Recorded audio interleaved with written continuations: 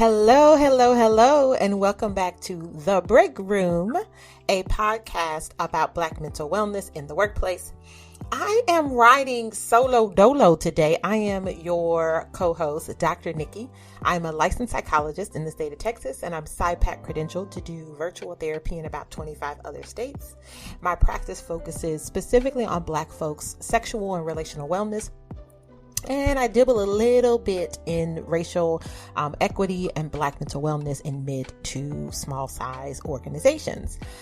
I am alone today, but I'm so excited to be able to spend some time interviewing one of my favorite people in the whole world, Dr. Markisha Webster. Welcome, Dr. Webster. Hello.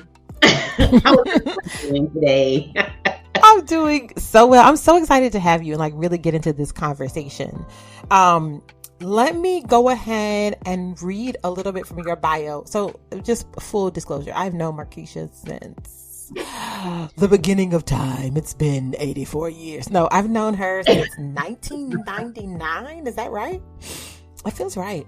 Really 98, but you was tripping. So we're going to go with 99. That's a whole different podcast that we won't get into today. But Markisha and I happen to be in graduate school in the middle of nowhere, also known as the University of Missouri, Columbia.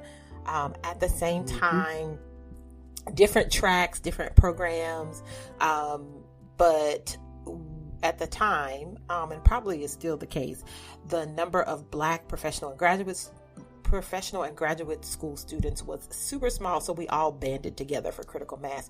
And that's how I met Markisha. Markisha's academically bougie. She didn't really want to be my friend because she didn't like the way my academic ethic was set up. But we won't get into all of that. And we have remained tried and true friends over the last 24 years. I mean, our child would have a graduate degree if we had a baby. That's a significant investment. That's in a long friendship. time. I know where all the bodies are buried, and she surely knows where I have dropped all the vets because I'm putting my bodies in assets. So there is no forensic trail. But that's neither here nor there. That's really scary. We're going to talk about that when we finish the podcast. It feels 100% reflective of our friendship dynamic. In that small snippet, you got everything you need to know, ladies and gentlemen, gentle folks. But that's why I want to read her bio, because she's so accomplished and I've known her for so long. And I just want to make sure I get it right, because you all need to know about this baddie. So currently, Dr. Markisha Webster is the Director of Diversity, Equity, and Inclusion for SMUD. Horrible name. SMUD is an acronym for the Sacramento. I'm reading it and still getting it wrong. Sacramento Municipal Utilities District. Okay. SMUD. And before SMUD, she had a 2.5-year tenure as the director of the Office of Equity and Human Rights at the City of Portland and special advisor to the mayor on issues of racial justice. Prior to that, she served as director for the Office of Equity, Diversity, and Inclusion at the Oregon Department of Education. Her work is specifically focused on anti-racism, equity, diversity, and inclusion, culturally responsive practice, intersectionality, eradicating anti-Black racism, and working to eliminate systems of oppression. And even before that, people, she worked as the director of undergraduate teacher education at Warner Pacific College, assistant professor at Western Oregon University and Northern Michigan University.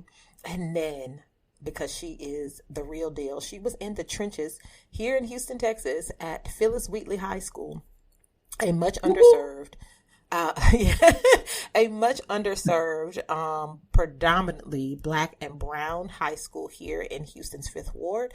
And she taught English there for 9 years. So my girl is accomplished and y'all should already know that because I only rock with winners. So y'all should have known that going into it. So welcome, Dr. Webster.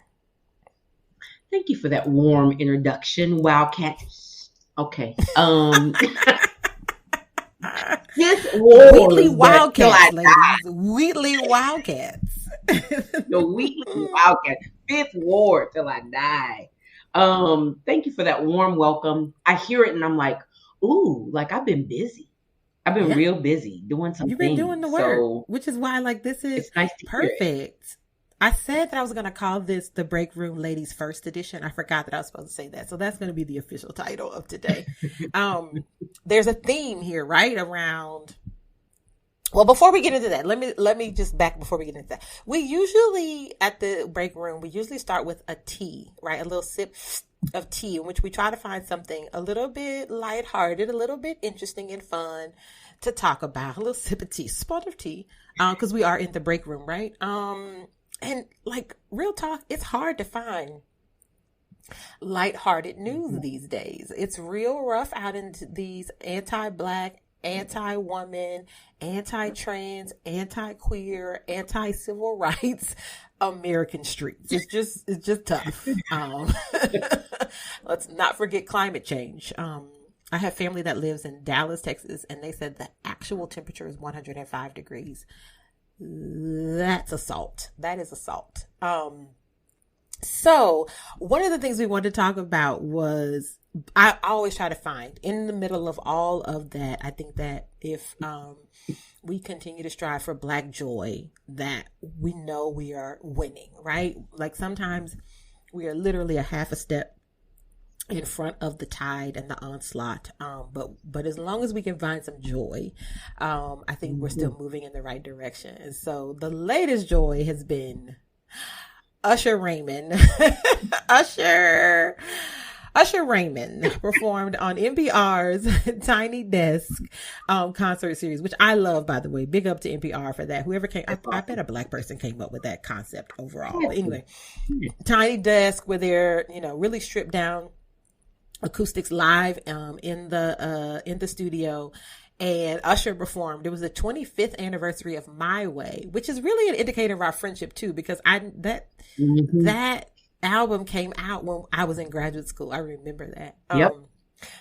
And so there when he gets ready to do Confessions, it's right. Is it? Yeah, it's Confessions. I think it is. For whatever reason, Usher decided to take his index and ring finger on both hands and cross them in front of his eyes to say, "Watch this," into the mic. And when I say the internet has run with this, like Usher saying, "Watch this," has been all over my social media timeline. And the cleverness of Black folks it literally never ceases to amaze me. I have seen some amazing watch this. So if you're not in Black Twitter, get on Black Twitter. Just do a hashtag watch this. Get on Instagram. One of my favorite accounts to follow, the Shade Room, and also Embracing Black Culture. Those are and then Black People Pets. Those are literally my top 3 Instagram accounts to follow. So we are recording this on July 4th, which is the white people's freedom celebration. And if you need some Black joy today, make sure you go and celebrate through seeing. I should say, watch this. And then I'm like, what's getting ready to happen? Right, what's happening? What's next? What am I watching, Usher? What am I watching? So I don't want to see. Yeah, and do I want to see? That's the question, right? Whatever's coming next. So with that out of the way, and with our wonderful setup, let's just jump into it. So I know you, as we've stated before. I'm a fan. And what I would like for you to do is just tell people a little bit about your journey, right? From going to public school teacher. And one of the things that I would like the audience to know that you may get an impression of by the end of this podcast, but what I know from being in relationship with Markisha is like whatever she does with zeal and enthusiasm and like dedication. And so I think we live in a time where, right, public education is in crisis, right, for so many different reasons. But we also know long-standing stereotypes about just like being disregarding of teachers, right? Teaching public school education in particular as a professional pursuit. But what I'm saying all that preface to say, you have been as dedicated to your work as I knew you to be in the classroom at Wheatley as you are today as the director at SMUD. And I just think it'd be great if you could talk to the people a little bit about your journey. Like, how did you end up from there to here? Mm-hmm. No, that's a really good question. I think about that all the time because when I was growing up in Ohio, we had a basement. They don't have basements a lot of places, but in the Midwest, right? Basements. My dad had his office set up downstairs with a chalkboard. And I had been talking about as a child, I wanted to be a veterinarian. And then someone said, sometimes you have to put animals to sleep. And I was like, so not really down with that. So we need to shift this dream that we have. And that chalkboard, that's really kind of where it started for me. So I would line up my stuffed animals. You may not even know this story. I would line them up downstairs and like just be on the chalkboard teaching stuff. They wasn't talking back. I learned that is not how they act not how they work in the classroom, right? They were very cooperative. Everyone turned in their homework on time.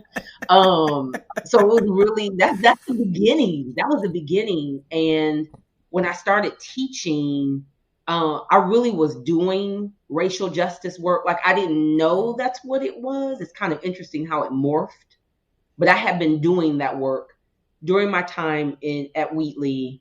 As I was transitioning into higher ed, like I was doing the work of racial equity. I was doing the work of diversity, equity, inclusion. We were talking a lot about multicultural education back then. And so I found myself just thrust into these positions where I'm having conversations about, what's happening with Black and brown kids. I did my dissertation. Texas is known for testing. And so we would just be in these testing situations and get the data back. And our kids were continually struggling, and not because they were doing anything wrong, right? We weren't looking at what the test was designed to do and who it was designed for. And that wasn't the experience that my kids were having in Fifth Ward. And so all of that was the work. And I think making the jump, and I will tell you, the bigger leap was moving from education in sort of the traditional K-12 types of setting, even at the higher ed level, making the jump to government was a jump. And I remember doing that and going to my first legislative session and going, oh, this is why. We have the laws. This is why, because nobody looked like me. There were a bunch of old white men that were making decisions for students and families across the state of Oregon, which is where I was, Department of Ed in Oregon. And it really opened my eyes to a bigger, I think, opportunity to work at a systems level. And so making that transition, like I said, was a leap because there was a certain sense of autonomy that I'd been used to. But making that leap, I think, really pushed me to do the work at the systems level. And that's kind of the journey. Like I miss having them summers off. Let me not even get into that. And that little extra, that summer school coinage was everything. But because I remember, do you remember me saying like, oh, I'm working a grown-up job now? Because you don't get I wasn't getting summer, right? You had a grown-up job. I said, I know, right? Like I got to ask for time off. I don't know how to do this. Right. What is PTO? What's PTO? I'm like, I don't understand why I got to wait to take time. So this systems work, I think all of that was what was happening with my kids in the high school setting. What was happening as I was preparing teachers in the higher ed setting, and then in this leap into government really, I think, set me up really well. I tell folks that because I'm a teacher, adapting, adjusting, I can do the thing, I think, in a variety of ways because of that experience. So shout out to all my Wheatley peeps and former students. It was a wonderful, I think, foundation for who I am now. So I love Yeah, I don't know it. if I I answered love the it. And it question, makes but that's where. sense. Yeah. And when you talk about it like that, it makes sense. You know, I remember, I remember more of the leap from Department of Ed to the city of Portland. Mm-hmm. I remember telling you like, oh, you're gonna get it, Keisha. Like you'll get it. Like I had no doubt about that. But it was also, um, you know, you were in that role during the Black Fed uprising of 2020. Like you were in the heart of it in Portland, which is Oregon, which is an interesting state with its history, particularly around anti-blackness. You know, this is a state that put in its charter that Negroes were not welcome, right? We don't want y'all. To be clear, y'all are not welcome here, right? So there's been a longstanding history of anti-blackness in Portland, and then at the time that you were in that role was particularly challenging. I mean, so many things were challenging. This feels like an understatement. Like, Right. you know, Black folks, our challenging is always like more like the gauntlet more so than anything. But hold on one second. Can you still hear me? I can. You're good. Issues over here. Okay. Am I good?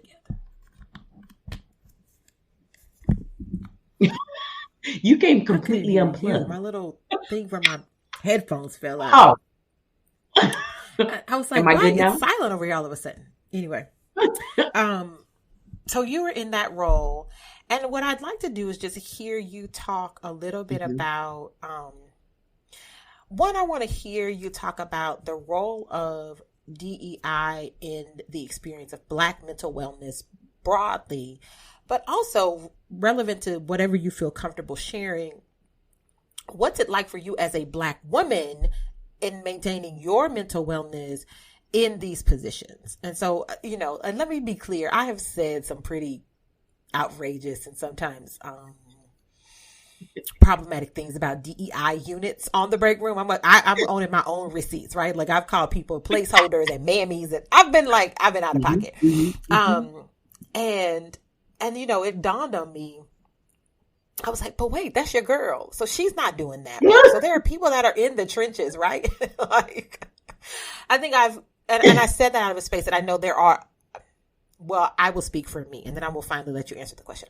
I think when you look at people in DEI leadership roles, that oftentimes the job can really be about being a placeholder, and some people are really just comfortable with that.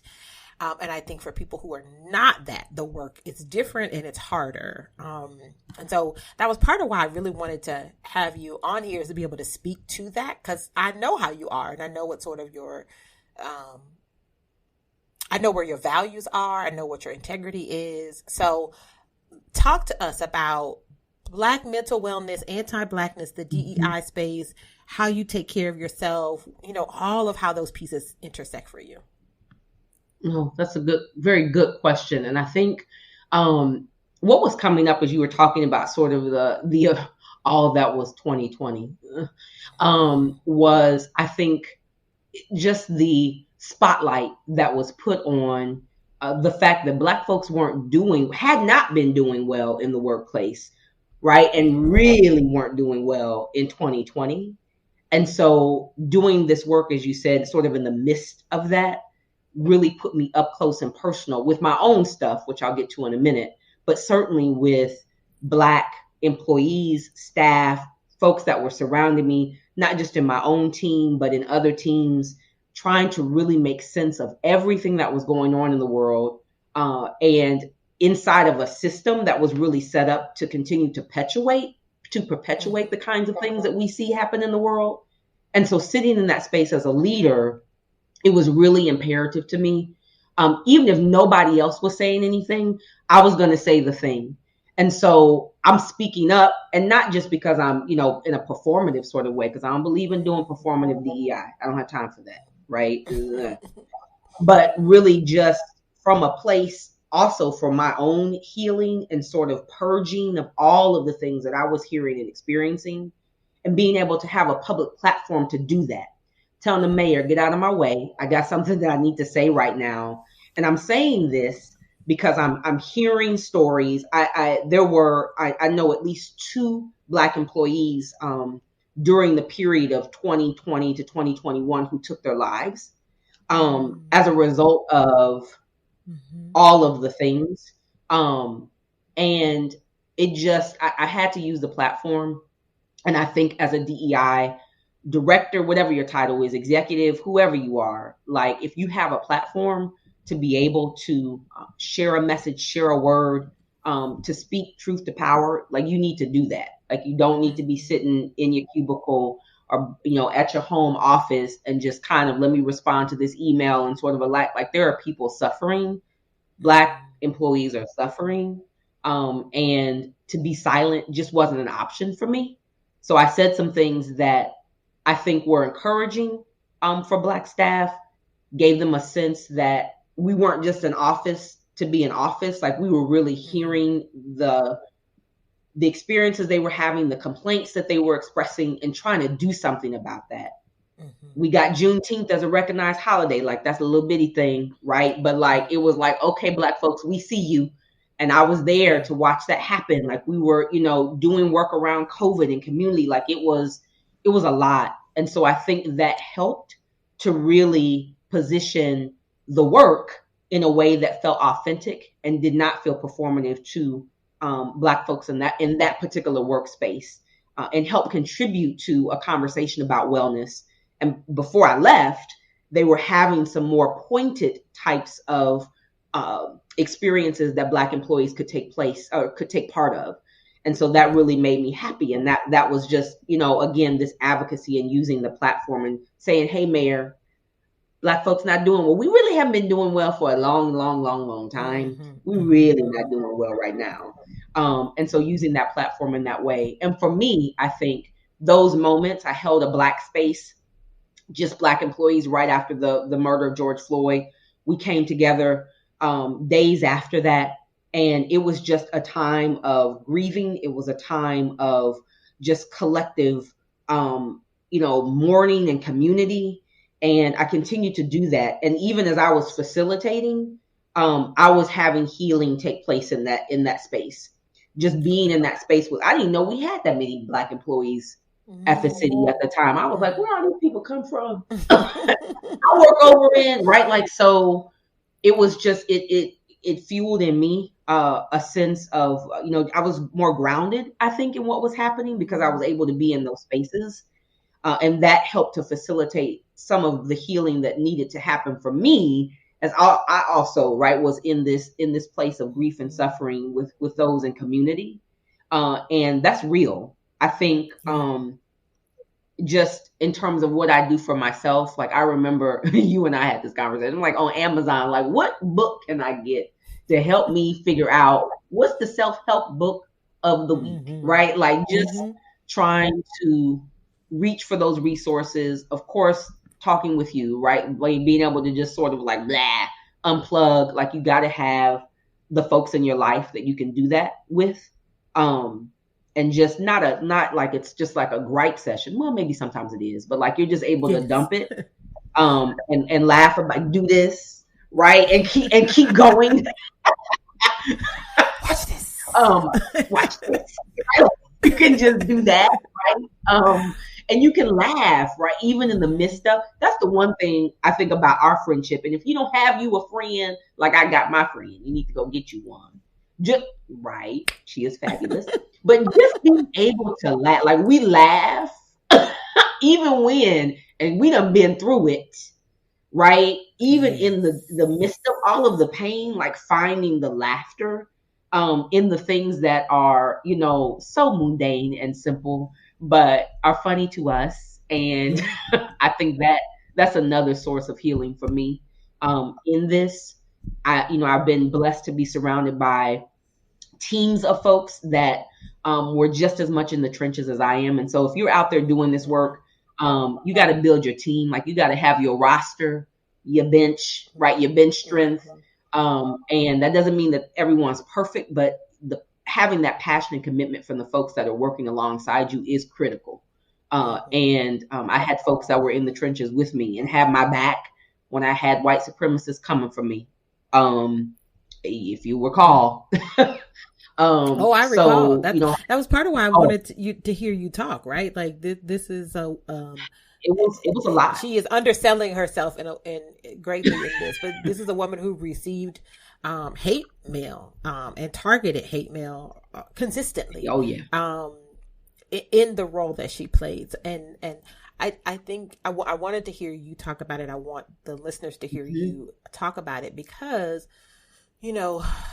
there's this paradox, and there's some research actually that supports this, right? That what I hear, the themes that I hear you talk about, right? Some of the paradox with Black mental wellness, particularly when you are on the front line, is doing the work in and of itself puts you in harm's way, psychological harm, sometimes actual physical harm, but also doing the work is where you find, when it is rooted in your purpose, it's also where you can find the sustenance, the healing, and the joy. It's this very interesting, reflexive relationship.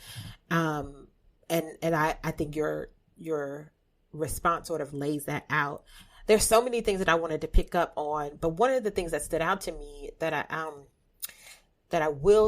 do want to follow up on is your acknowledging that there were 2 employees that took their lives during this time period. And I think that that's so critical. One, just to acknowledge the loss of life and condolences to those folks' families and communities. But 2, I think that is essentially what we're trying to do here at the Break Room. Like, we recognize that there really is this inextricable link between your Blackness, your mental health, and how you show up at work. Part of what frustrates me about the DEI space is, I think, because I come to the lens as a psychologist, and for me, it's all integrated. It's not like I'm a person outside of work that is different than the person at work. And oftentimes, we know for Black folks, we're in environments that either perpetuate or oftentimes exacerbate the same amount of toxic anti-Blackness, the same sort of threats to our health and well-being at work that we are experiencing either personally and or vicariously outside of work. And I think that you acknowledging that loss of life really demonstrates how critical that relationship is, and how dangerous it is for Black employees when their wholeness is not attended to in the workspace. Yeah. Well, and you feel like you have to show up, like Paul Laurence Dunbar said, we wear the mask, right? So it's, and for some folks, it's wearing that mask to try and get by, right? Like, just so you're not. And one of the things that I'm constantly having conversations with folks in leadership, like how we approach this work, is we can't say that we're doing the real DEI work and belonging, because we adding the B on this now. And we're not saying that folks can show up and be authentically who they are. And that we're not embracing that, right? That we're not making room for that, making space for that in a way that is, doesn't re-traumatize or cause them further harm. And so many folks wear a mask, right? They just like, let me just, step through the door. And like you said, you have to become someone else. Part of what I say in my intro is this is personal and professional for me. So I don't know, like you, Nikki, how to separate the two. Like, I don't know how to say, I'm not going to show up as in my fullness as a Black woman and also do DEI work. Like, those two things for me have to go together. And I think they, doing that coupling, if you will, makes me stronger in the work, because I'm not apologizing. Like I always say, I lay my head down, I'm resting good, I'm convicted in it, right? Like it was the right thing to do and say. That doesn't mean I always get it correct. I question things, right? I sort of, I metacognition, right? Thinking about my thinking, but ultimately that's my boo. There are a couple of other things that I want to make sure that I get a chance to talk with you about, because I'm just really interested to hear your perspective. And I think they're really important conversations that I don't hear enough of, because I think this issue around performance, I feel like not only is there performance in the DEI space about DEI, but I think even our conversations about what the DEI space sometimes looks like is performative, right? So it's like a layer on layer. Mm-hmm. So I want to ask about, I see these two questions as being related, but it'd be interesting to hear. So one, I want to hear, what do you think are like common pitfalls organizations make when they are launching, when they are investing in, when they're creating DEI units? What are we not getting right about DEI in corporate spaces broadly defined? Yeah. So the first thing is, people get woke from whatever nap they was taking. From their like winter hibernation slumber. Rumpelstiltskin level hibernation. Rumpelstiltskin, and think that we're going to get a position and then this person is going to fix it. Right? Mm. So that's the first thing that I see. So you hire one person and maybe they got an admin. And then you expect them to turn the culture of your 2,000 plus employee organization around. It ain't happening. And overnight. A person overnight. And boom. Right? And all of a sudden we got it, right? And we got a diverse workforce and folks are feeling like they have a sense of belonging and we having nope, one person can't do that. And then you give them, $5 on top of that, right? Like, so, well, we just budgeted enough to have your position, one FTE, and then half of an admin and $5. And then we say, go and do the change us, right? Make sure everybody else is woke. It don't work that way. So you cannot let the work of DEI within the organization rest on one or 1.5 individuals within said organization. The other thing that happens is you might have resources to have, say, a leadership position, and maybe you've got some other funding for staff, right? I've been fortunate, been blessed that I've had staff that have come with the positions that I've been in, but then you don't leave them any, there's no autonomy, there's no accountability. And so we're working hard, right? We sweating, we out here just, right? And then we come with the thing and the suggestion and you're like, well, right? So so then it begins to, the work of DEI and the people that are doing that work, people don't think it's for real, right? They think it's just, again, it becomes very performative because there's no accountability baked into what it is we're saying needs to happen. So that's another. You don't have them built into, or the leadership position within that team is not sitting at the right level. That's an executive level position. It just is, right? Just as I was, playing second to the mayor, such is, this work of DEI in corporate spaces. It can't be you reporting to the person that they report to the custodian who also reports to the administrator that works. Like, it doesn't work that way. You have to have a direct line to the table where the decisions are made. Yeah. And that's where the accountability piece gets baked in from the very beginning. So that's another thing that I see as a pitfall. And then, like, just thinking that the DEI team, if you've got a team, can do the work in a vacuum. We always talk about in corporate, like, let's break these silos down. And I'm like, but to do that, silos stay siloing. Silos stay siloing, man. Like, people don't get it. And it's not just like you going and knocking a wall down in a house that you're trying to like reconstruct. It's not that easy. Like, there's other work and planning that has to go into that to really get individuals in the organization to cross collaborate, to co-create. I love to co-create. And to do that requires the kinds of conversations we're often not wanting to have at the corporate level. So what happens is that DEI team or that office, all of the work rests on them.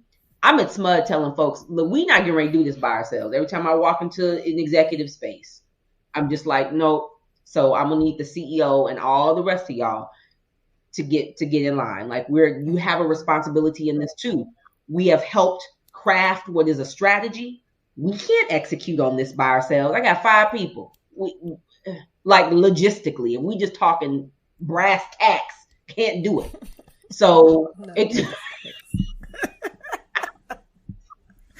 what is hammers and nails. 53 brass tacks. You know I'm a lover of words. So it can't happen that way. It can't rest on a single team, a single person. And the culture work is just as important. We often, people think it's just training and representation. And there's like, if we train folks and we get people that look like everybody, we've done the DEI work. That ain't it. You've got to support employee resource groups. You've got to actually be having the conversation about how white supremacist ideals infiltrate a space and, make it such that nothing moves forward. You can't say the word white supremacy and people run. Or you say equity and someone's like, but what about me? Right? Nope.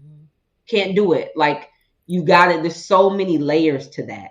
What does talent look like? When we say talent, whose idea of that? There's just, so it's not just let me go sit in this training and let me, hire a couple folks and try and meet a quota. That's not DEI work. So that's where we make mistakes. Yeah.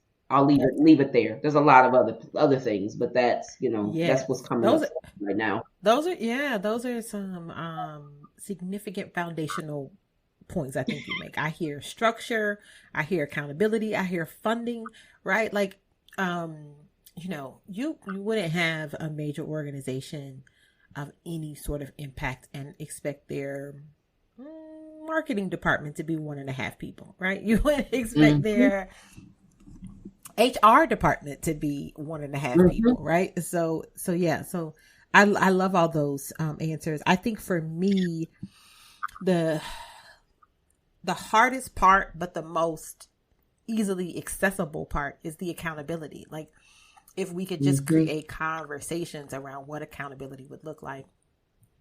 And really from a developmental perspective, right? Like some things are egregious, right? Some things are illegal. You can't say and do in the workplace. You can't create a hostile environment. You can't be actively harassing folks, right? So we're not talking about that. But we as Black folks in particular know the vast majority of the egregious shit is the microaggressions and the micro assaults that happen day in and day out, right?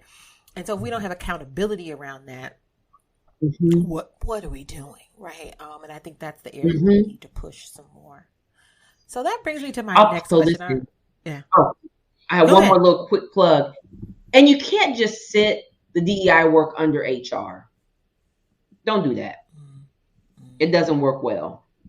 They are not coupled in a way that it could be, but often is not coupled appropriately. Well, oftentimes they're like adversarial units. Absolutely. They the ones let me be nice. We ain't naming no names, and she's not saying nothing about any organization that she has ever worked in or is currently working in or will work in at all.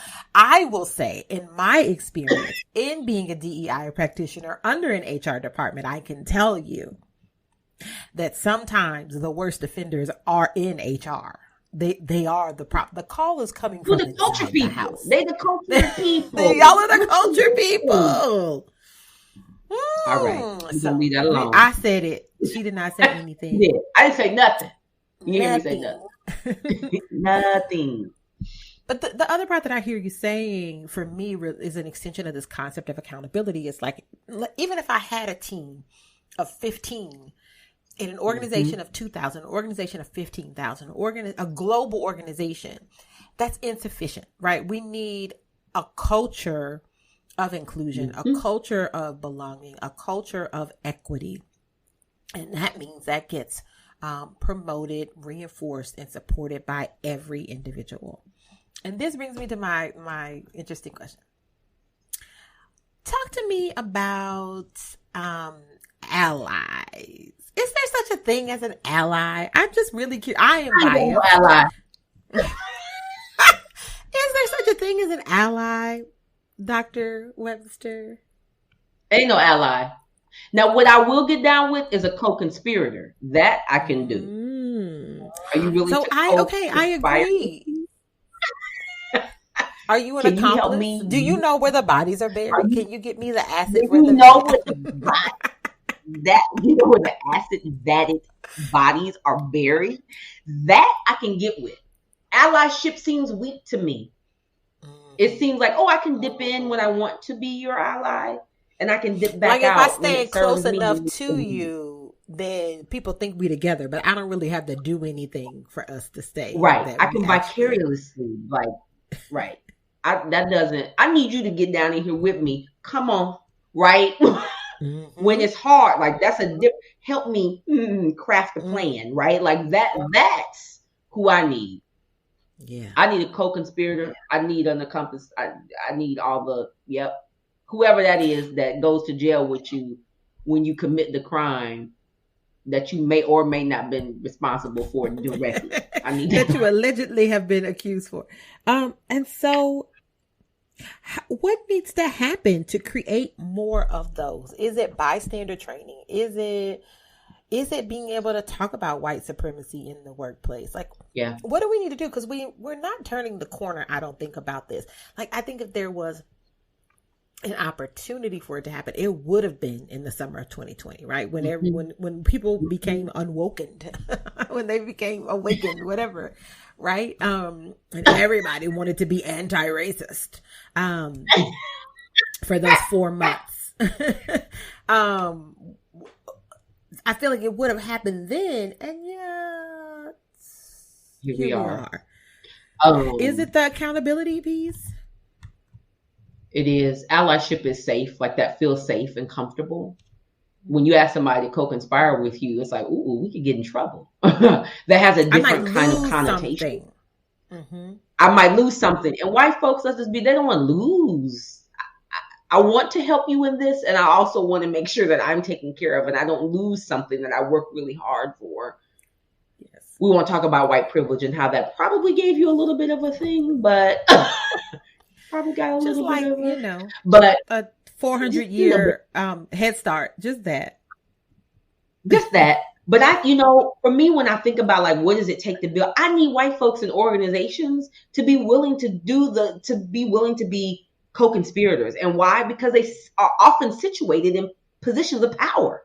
I need you, white man, CEO, to get down here and say, yeah, I'm willing to risk this, right? Or take this chance because I know that this could change the culture of our organization for the better. I know that this is going to diversify our workforce in a way that is beneficial to the innovation and the creativity that we say we're committed to.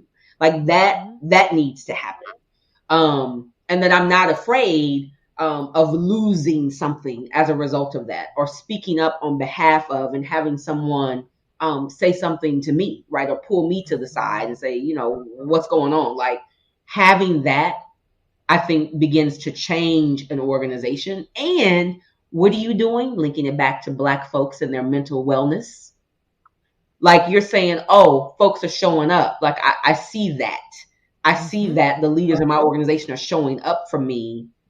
I can believe in this, right? This is a place where I can be and do my work and do it as my full self. I want to come back. I want to log on every day and sit in these ridiculously long meetings. I want to do that thing, right? Because I'm seeing that there are leaders that are willing to get down and do the thing. That's what, and that's not allyship, right? Again, because that's a soft, I can go to your event, or right, I can say Markisha's really great. I am, by the way, but that's not, thank you. That's not all of it.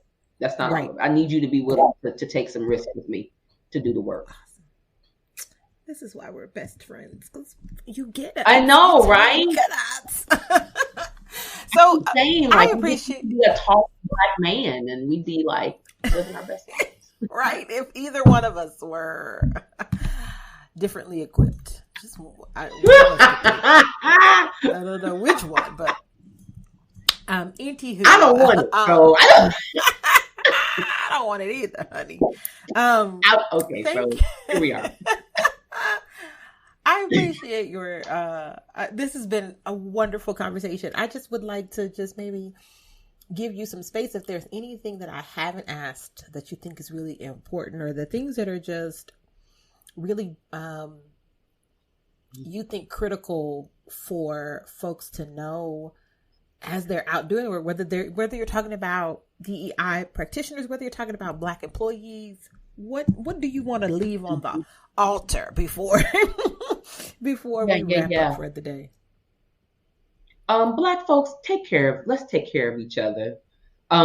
We can't be in the workplace and we're at opposition. There's enough there is enough happening around us, to us, among us, that creates division, right? That creates chaos, that is designed and has been developed to divide. Like, let's not also do that to one another in the workplace. And so having each other's backs, that means a lot. And it may not, in a public forum, you may say a thing and I'm just like, but we're not going to talk about it there. Like, we're going to have that one-to-one. Like, I'm going to show up for you every time. And then we can pull off to the side and we can talk about how that could have been. Like, we can have that conversation, but I see that happen so much, is that we get this kind of crabs in a barrel mentality, particularly at the leadership level. And that does nothing but erode at our mental health, our well-being, how we are situated in the workplace. And so we have to take care of each other. Black men, I need you to take care of Black women. I need you to show up. Can we hear that again? I will. Black men, I need you to take care of Black women. Because historically, we've held that a lot. And doesn't always so much. You choke. It's a choke up moment. Let it get itself together, y'all. Oh my God, that was horrible. It was right in the mic. I know it's super loud. My apologies. But it did. It choked me up because, that's a conversation that is such an important conversation. The misogynoir in the workplace. Like, we get it. Y'all experience racism, but what I don't hear nearly enough is Black men's understanding about how it shows up differently for us, and that because it shows up differently doesn't make it less impactful. Like, yeah, so that part, we take care of everybody in the workplace. Everybody come to all of them, all the people come to us, lay their heads upon our bosoms, theoretically, right? Figuratively, and sometimes try to do it literally. But that's sometimes that's another HR 2.02. But and we don't have a soft place to land. I want one too sometimes, right? Like, I don't want to be the keeper and the holder of all things. And so that's my other piece. Let's hold one another up. I love those. And those are actually, so we're in the process of sort of wrapping down season 2 of the break room. We're going to take a little bit of a break. And then we're going to relaunch season 3 probably in late August. And those are what I hear you talk about is one, or this is my interpretation of what I hear you say, is one, a bit about internalized racism, right? And how internalized racism and access to power shows up in the workplace. And then I also hear like patriarchy, access to power, and misogynoir in the workplace. And those are topics I definitely think we need to be talking more and more about, because we are in sort of unprecedented times, right? There are way more of us taking up space in quote unquote leadership roles across institutions than before. And so if we're not leveraging that for our own best good, then maybe we shouldn't be in the positions. So maybe. Okay, so we wrap up the break room with the last nerve, something that I got on our damn last nerve. And so many things, right? So many things. Last time G-Day talked about Clarence Thomas, and he said Clarence Thomas is the worst thing that has ever happened to Black people. And I was like, I don't know if that's true, G-Day. And after this Roe v. Wade, this Roe v. Wade ruling, in particular, the lengths to which Coon Thomas went to set up the door. I'm not going to call him Clarence, just Coon Thomas went, Justice Coon.